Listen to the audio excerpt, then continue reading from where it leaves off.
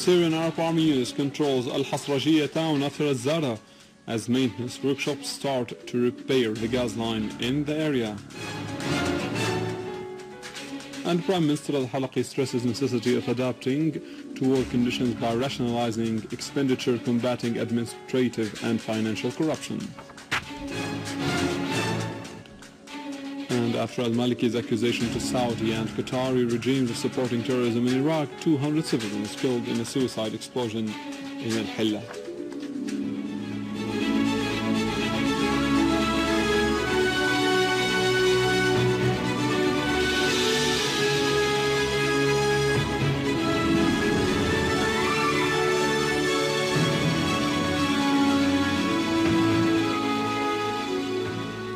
Good afternoon, this is News in English from Syrian Arab Television in Damascus. Syrian Arab Army units continue to search al-Zarah town in the western countryside of Homs province. The operation resulted in destroying a large number of terrorist hideouts and communication centers, dismantling dozens of explosive devices and eliminating a large number of terrorists. The importance of al-Zarah town is due to its position on the highway linking Homs and Tartus. The oil and gas pipelines and the main power lines feeding the coastal area pass through it. The armed terrorist groups had used it to transport weapons from Lebanon to neighboring areas and to carry out terrorist attacks against the locals. The operation was executed with precision, resulting in destroying a large number of terrorist hideouts and communication centers, dismantling dozens of explosive devices and eliminating a large number of terrorists, including dozens from Lebanon and Jund al-Sham terrorist group. Meanwhile, dozens of gunmen turned themselves in to the Syrian Army and surrendered their weapons as the army seized US-made weapons and the terrorist hideouts. Moving to Deir ez-Zor, where the Syrian Arab Army units have eliminated a big number of terrorists in al-Urfi and al-Rashidiyya in Deir ez-Zor province. Among the leader of the terrorist groups and the leader of the so-called Tiba battalion, Isa al-Asas. Other units have repelled an attempt by terrorist groups to infiltrate to a third mountain close to al-Mar'iyya village in Deir ez-Zor's countryside, killing scores of them and destroying their weapons and ammunition. Among the killed terrorists are Ahmed Ibrahim al-Jamiliya, nicknamed Abu Mus'ab, leader of the so-called terrorist group Mujahideen al-Furat battalion, and the terrorist Ziyad Ramadan al-Ali, leader of the so-called al-Hamza battalion.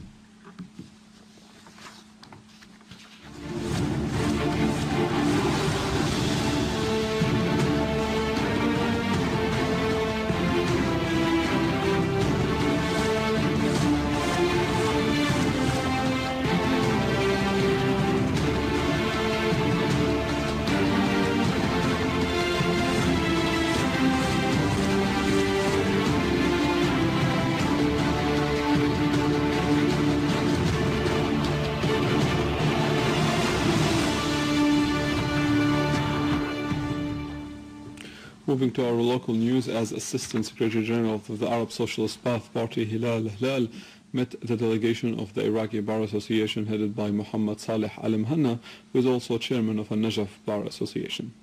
Mr. Hilal said that both the political and party leaderships highly appreciate the honorable positions taken by the Iraqi people and government, which proved the strong relations between the two peoples and the common viewpoints of both governments concerning the crucial issues in the Arab region. Mr. Hilal asserted that the visit of the Iraqi delegation to Syria demonstrates solidarity in face of terrorism, pointing out that the reason behind Syria's steadfastness is its national unity and its strong army.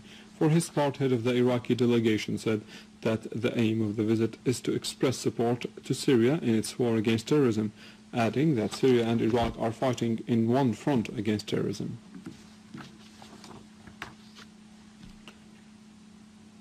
Former UN envoy to Syria, Kofi Annan, has said that Qatar, Saudi Arabia and Turkey have funded and supplied the Syrian opposition with arms despite his call to solve the Syrian crisis through dialogue. Annan has asserted that some regional and Western countries rejected his six-point proposal to reach a solution for the crisis because of political disputes with the Syrian leadership. Iran, Russia and China adding that these countries formed later what came to be known as Syria's Friends Group. About 200 Iraqi civilians have been killed or injured by a booby-trapped car that targeted an inspection checkpoint in al-Hila city. Iraqi sources have indicated that a suicide bomber detonated his car when he came close to the inspection checkpoint near the northern entrance of Hila city, which set more than 60 cars ablaze. It is to be noted that the terrorist attack came after statements made by Iraqi Prime Minister Noor al-Maliki, in which he asserted that Saudi Arabia and Qatar have declared war on Syria and Iraq, and that they were trying to destabilize them by backing the terrorist groups. Demonstrations continue in Eshikshar province, northwest of Turkey, in protest of Erdogan's policies, as demonstrators demanded the release of 183 citizens who were detained 2 days ago because they took to the streets to protest against Erdogan's visit to the province. Moreover, about 500 persons staged a sit-in outside Justice and Development Party's electoral office in the province, but Erdogan's police dispersed them by force. It's noteworthy that Turkey has been witnessing fierce campaigns of cracking down and confiscating freedoms, the latest of which were threats by Erdogan to close down social websites.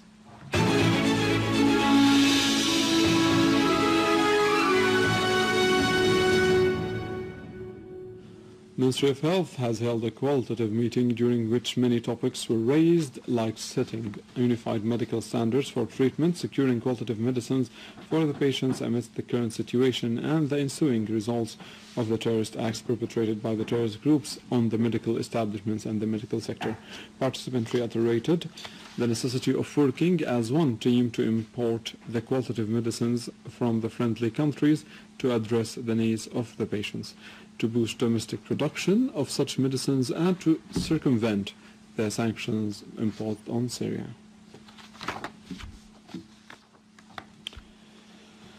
The Syndicate of Medicine Doctors in Damascus held a seminar to explain ways of protection against the H1N1 virus, which causes swine flu. The seminar focused on defining the symptoms of this strain and on explaining how this contagious infection is transmitted. Participants also listed directives to be followed by doctors in order to prevent this disease from spreading.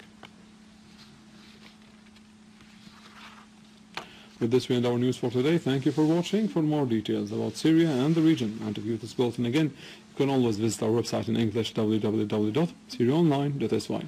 Now to the latest business and market news with Vanya Konjian, but after a short break.